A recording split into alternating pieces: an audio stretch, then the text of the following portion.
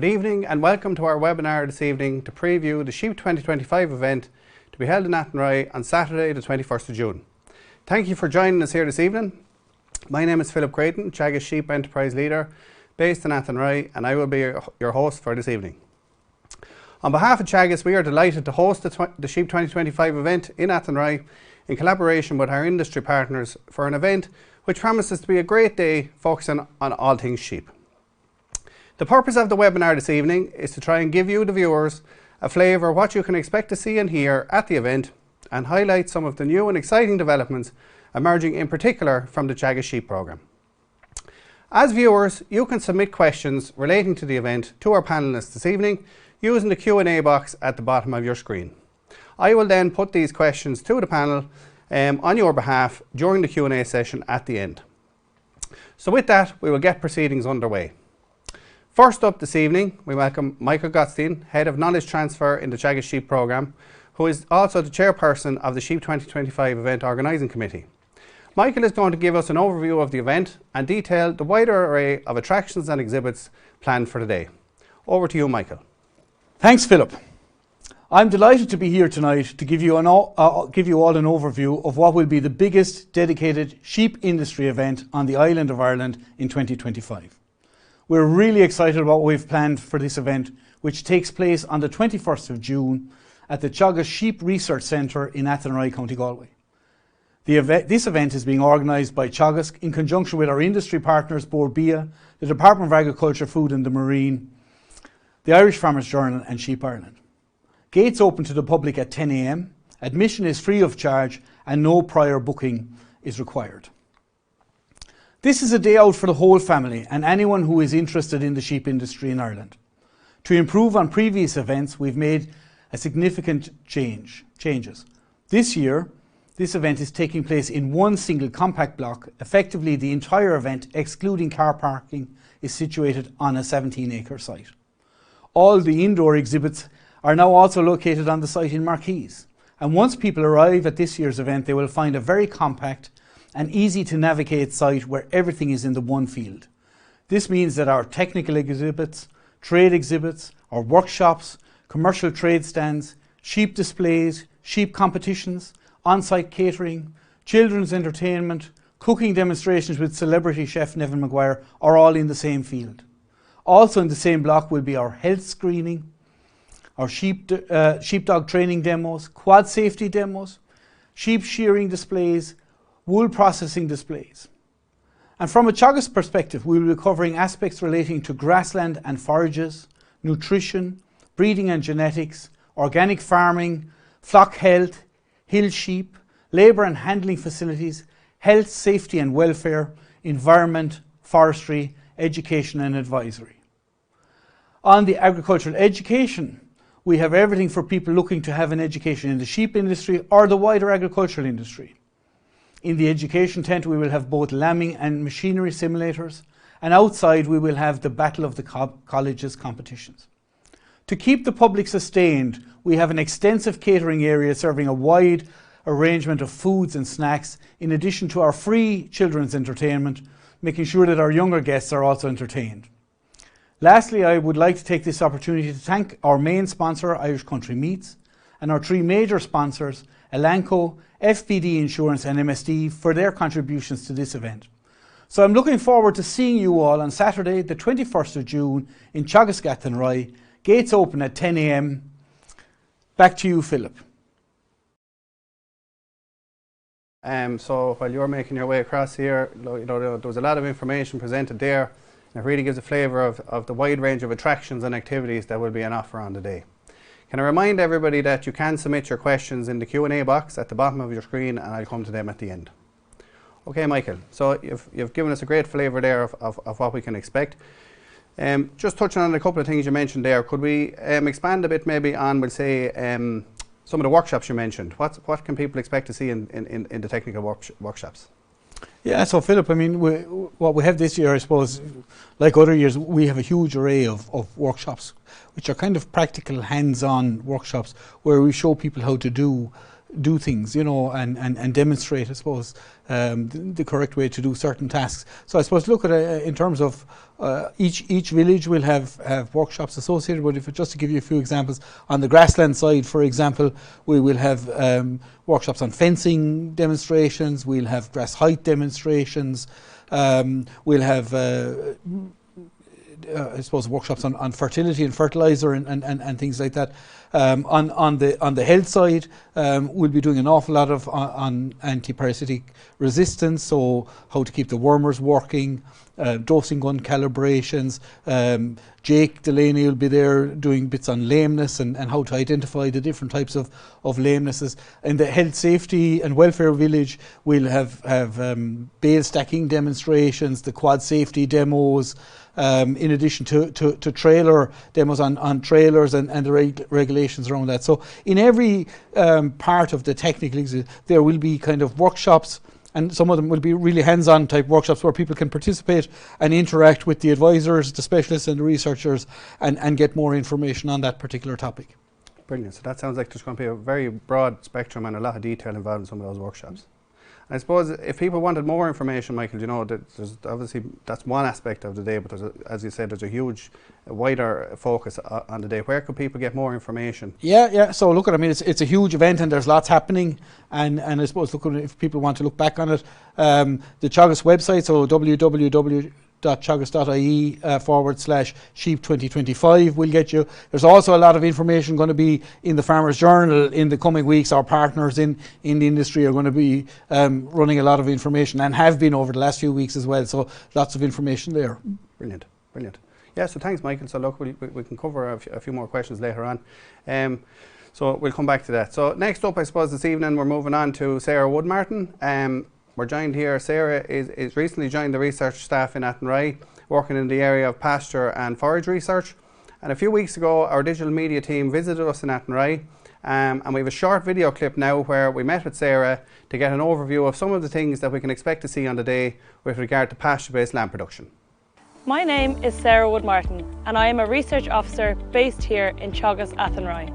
A key focus of my research is increasing lamb growth rates directly from pasture to enhance production efficiency and promote more sustainable lamb finishing systems.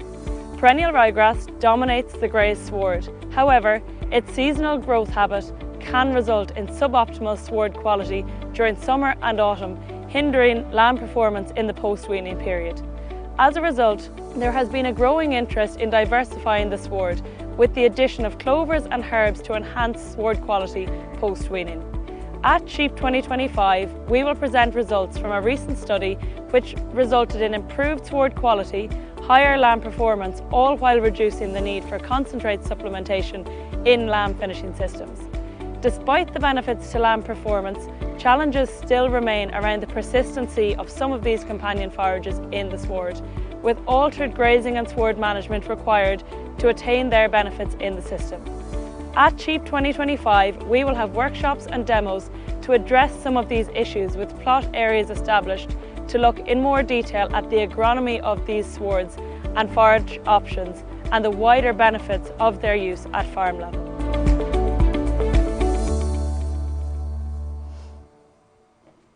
Okay, so thanks a million for that, Sarah. You've covered an awful lot there.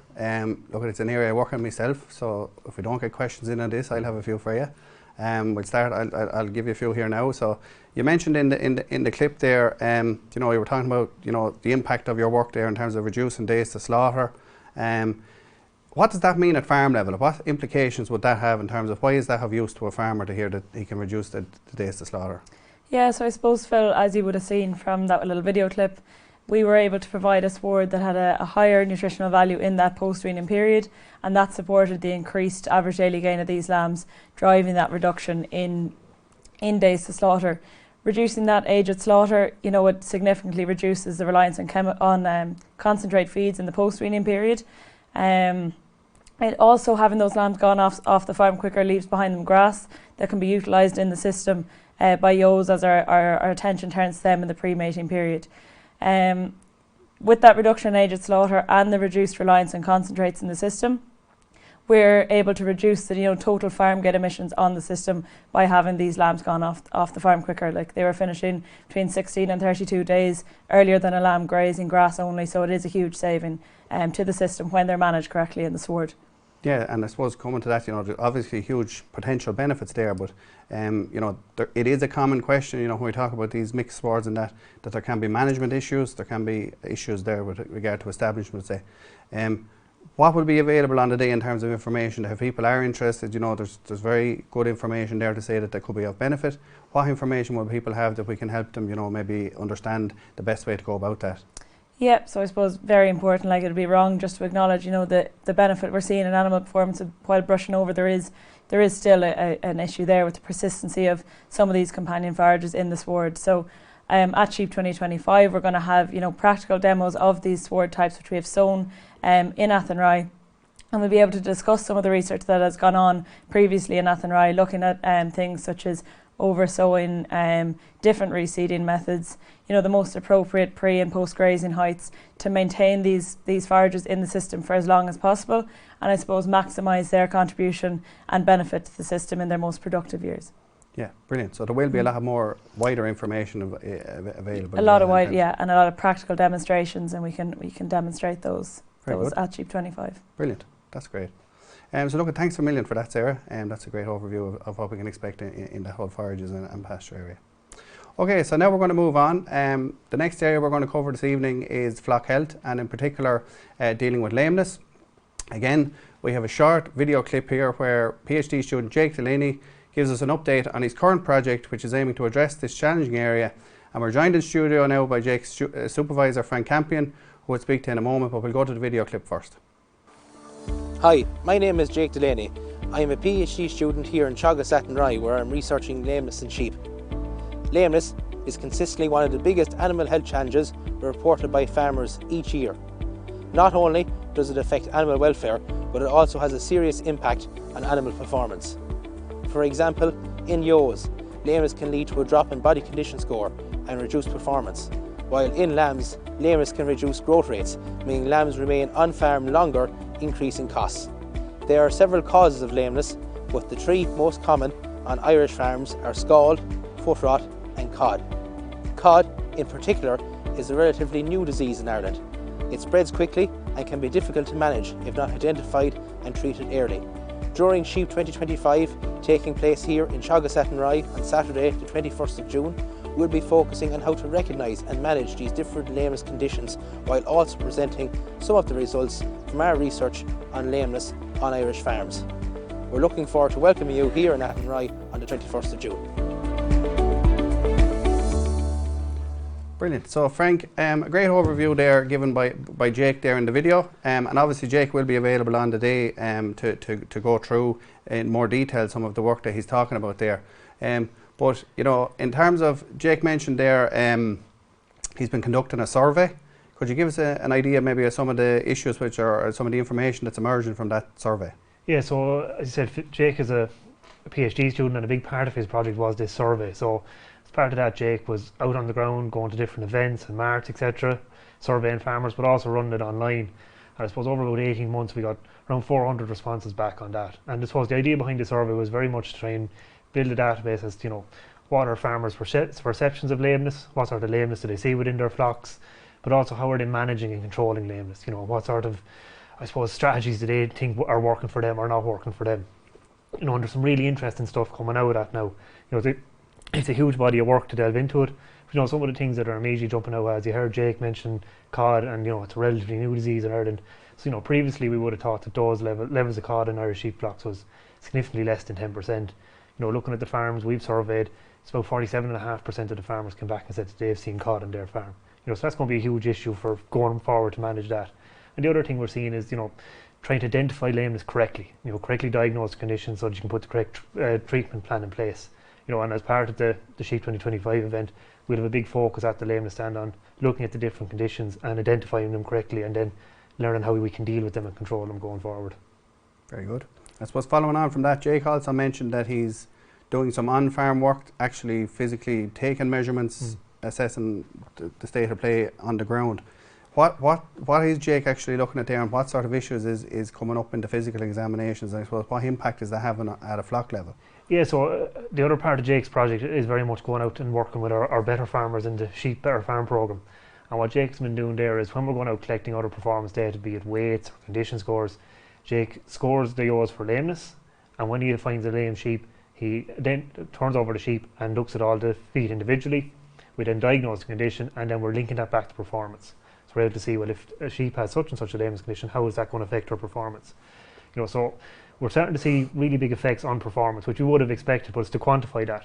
So to give an example, when we look at some of the flocks at mating time, where we would have seen a significant increase in the level of lameness going from mating up to mid-pregnancy, we could have seen a big, huge drop-off then in body condition score.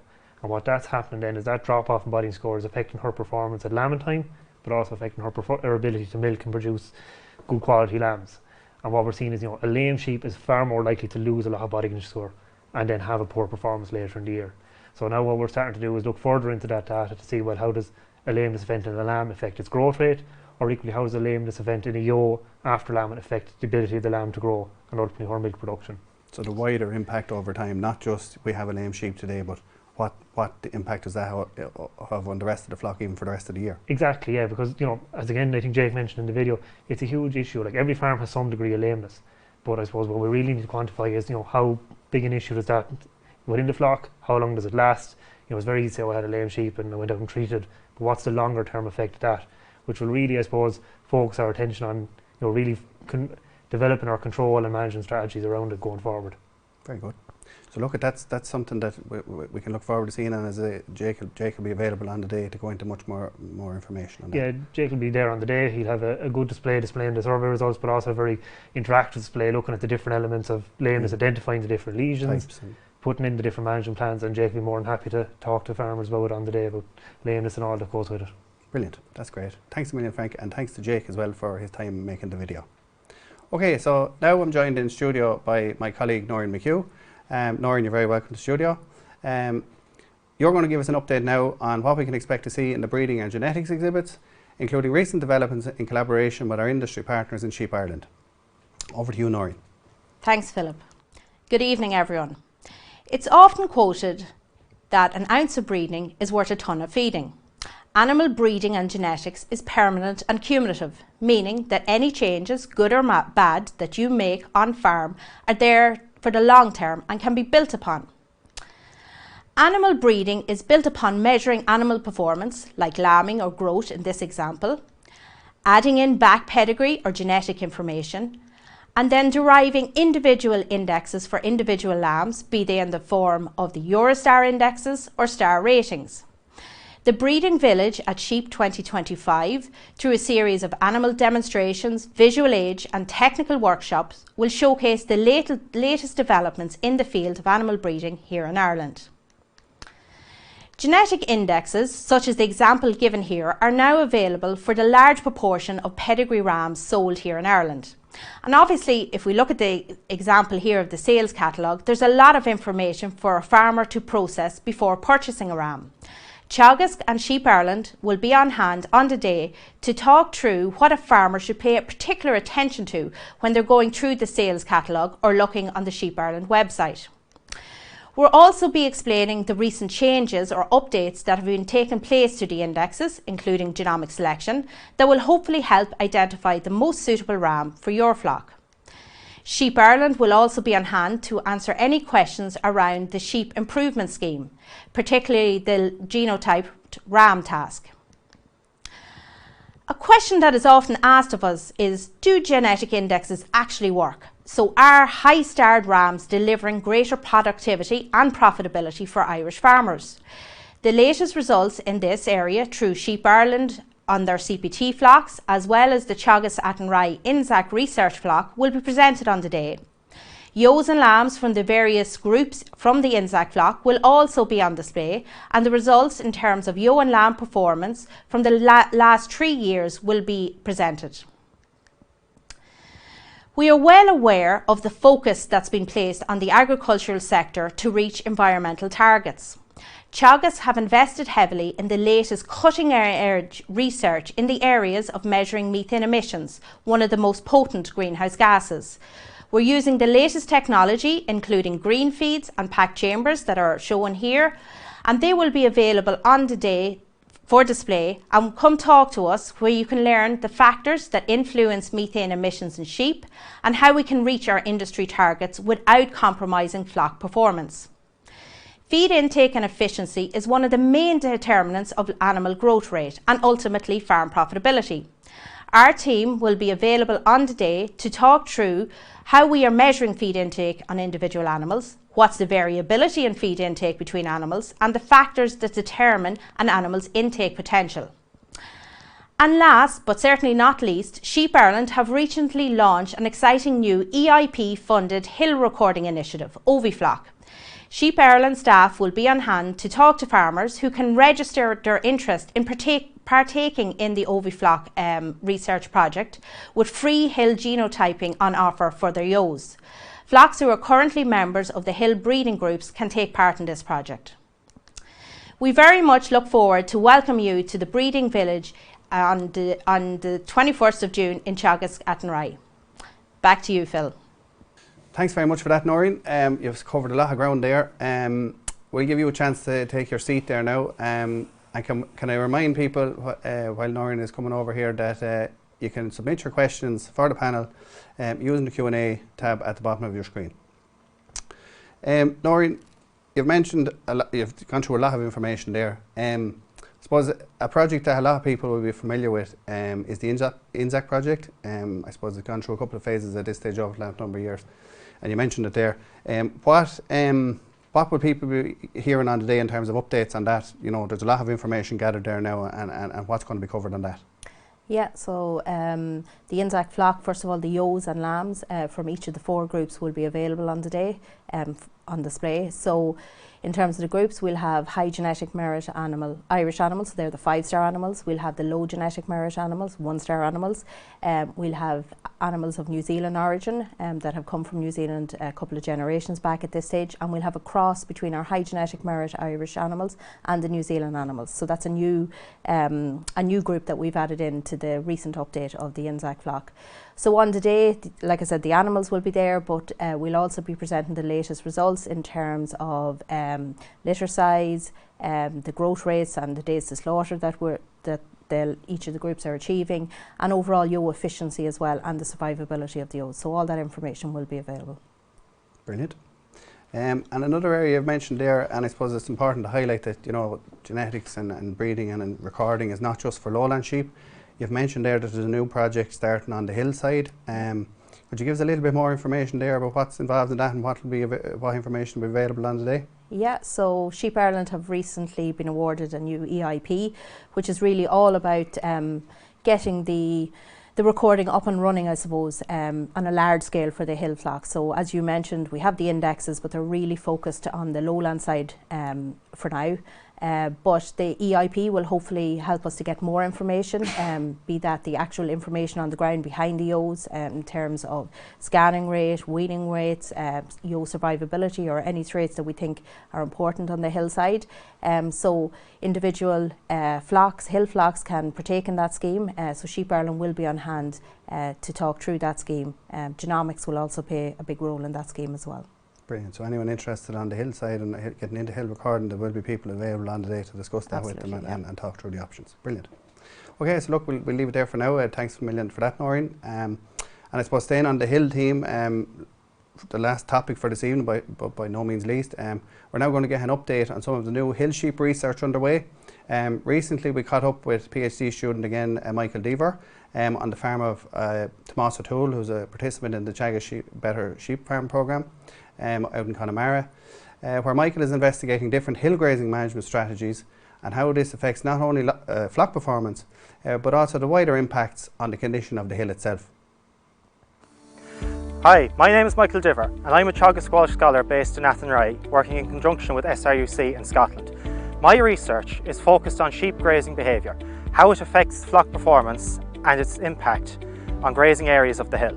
I have just begun my first experiment where I am following hill ewes with lambs at foot using GPS tracking collars to see what effect the timing of ewes returning to the hill after lambing has on both the performance of the flock and where they graze on the hill.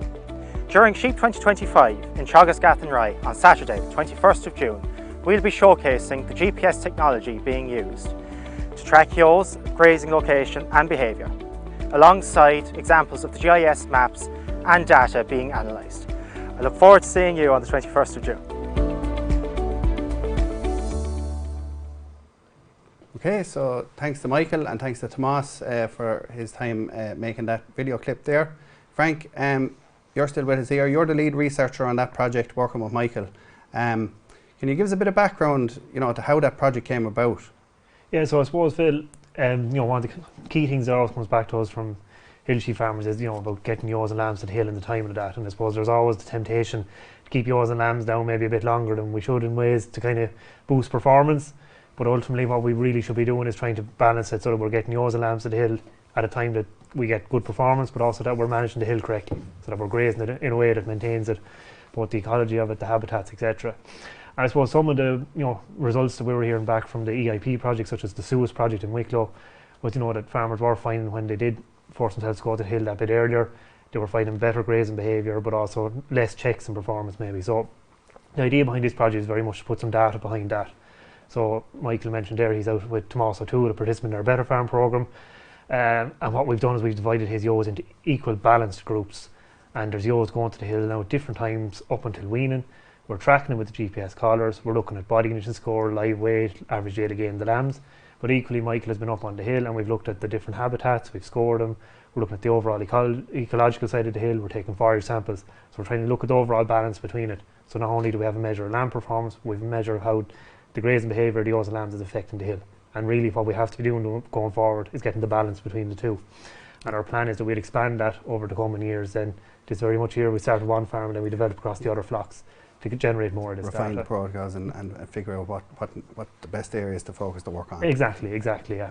Yeah, brilliant. And I suppose, Frank, other areas then with regard to the hill work, we haven't mentioned it in the video there, but you've done a lot of work the last number of years on say, lamb finishing trials and that, trying to take those hill lambs, add value to them, demonstrate that there is ways that we can finish those lambs quite effectively, which is a win-win for the hill producer and also for the store lamb finisher, maybe, that everybody can benefit from that. Could you give us a bit of a flavour, maybe what will be presented on the day, information available on the day on that?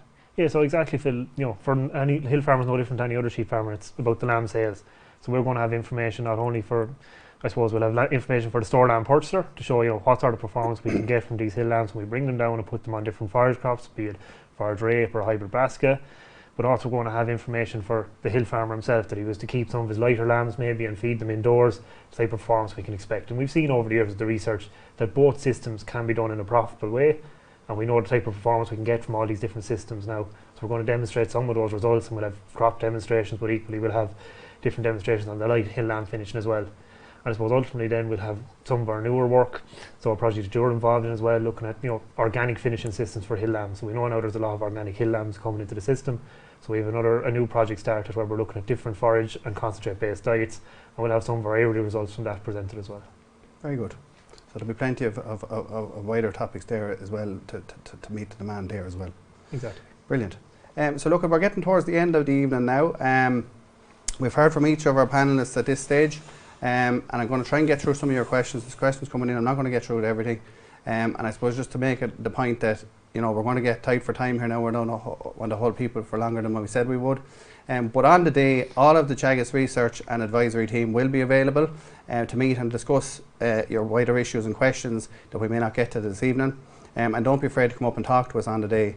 That's what days like this are for. So there's a couple coming in here. Michael, I'll come to you first maybe.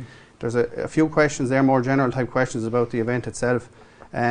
Question here on if somebody attends the event, what sort of time period do you envisage it's going to take them to get around the event, and what sort of time it's going to take them to see everything, I suppose, Yeah, so look at it, Phil, I suppose it's a little bit different to previous events, so we took on board some of the kind of feedback that we got from people. We've really condensed it down. The past event, I suppose, we had parts of it in the field, parts of it in the yard. You know, people had to cross over and back. So it's all on in the one block of land as such. People can arrive any time from about 10 o'clock on, where there will be a lot of sheep show exhibitors coming in prior to 10 o'clock, so we're kind of hoping that the public will kind of come in around 10 o'clock, and from that on really it's a day out for the family.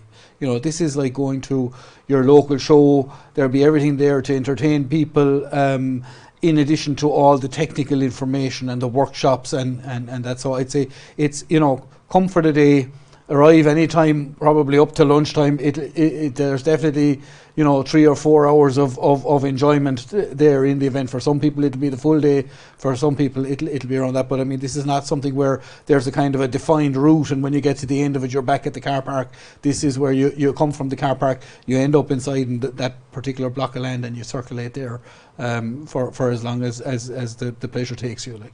Very good. Yep, brilliant. Noreen, there was a question there on, so you've mentioned it, and I suppose it's a new compared to previous events where we wouldn't have had as much information. There's questions here about the environmental work, and I suppose the reasons for doing some of that environmental work, and what's going to be presented on that. Mm-hmm. Yeah, so Phil, we'll have on display, we'll have the actual equipment we're using to measure methane emissions, especially from individual sheep. And I suppose the whole focus of us is to really understand what are the factors that affect methane production, and really what we're trying to do is to make sure that we have a good understanding of the methane output for individual animals, but at the same time, if we're selecting for reduced methane, that we will not have a knock-on impact on animal performance as well. So we're trying to keep it not just economically focused, I suppose, on production, but now add in the sustainability, but both will go hand in hand to make sure we have the balance of both. So look, we have to make our contribution, we have to identify it, but we're not losing sight of the production focus, and that should be our focus. Frank, there was a question there for you. Yes, you've mentioned a few times about the Better Farms, that the Better Farms are involved in some of these studies. Will there be information on the day about the Better Farm programme? How will that be covered? So as I mentioned, the Better Farm programme, as you've seen, you know, we're doing some of our research on it, but I suppose it's very much a vehicle that we take some of the research messages or do some research on it. Together with our colleagues in the knowledge transfer side, we demonstrate how these messages work on commercial farms. And I suppose on the day we'll have a number of the Better Farmers there. They'll be at different parts of workshops or kind of technical messages that they have, you know, really seen benefit on their farm, and they'll be available, that they'll give you the one-to-one opinion of what they've thought of it, and you'll be able to get their opinions and their feedback from what they've done in the programme. And like I said, they'll be dotted throughout the event. Perfect. Yeah, so it'll be totally integrated, and relevant areas of people's experience will be covered. Yeah. Look, there's a good few general type questions coming in here, so I think what we'll say there is that, as I said already, the whole team is going to be available on the day at different stands, and there's some quite specific questions coming in here, so it might be better if we had a conversation around them rather than trying to give advice here tonight. But at this stage, I suppose, look, I'm going to try and wrap it up, because we said we'd try and keep the time. First of all, I'd like to thank my panellists tonight for your time and for your videos and participation. For the people that aren't in studio, obviously I want to thank yourselves for watching. And look, it's obvious that what we've heard here this evening is only a fraction of what's going to be presented at the event itself.